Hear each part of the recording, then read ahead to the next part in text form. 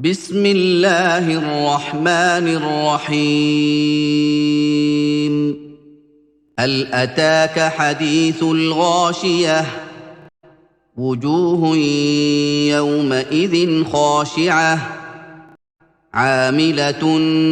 ناصبة تصلى نارا حامية تسقى من عين آنية ليس لهم طعام إلا من ضريع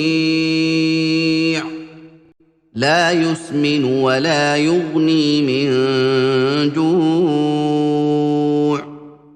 وجوه يومئذ ناعمة لسعيها راضية في جنة عالية لا تسمع فيها لاغية فيها عين جارية فيها سرر مرفوعة وأكواب موضوعة ونمارق مصفوفة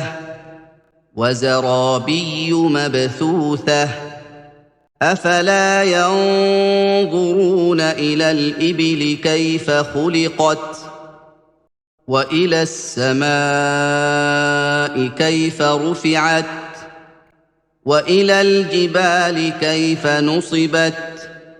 وإلى الأرض كيف سطحت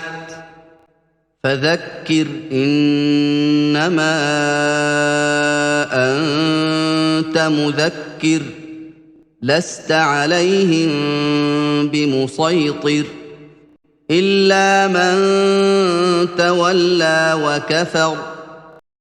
فيعذبه الله العذاب الأكبر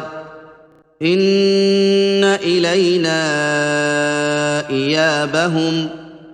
ثم إن علينا حسابهم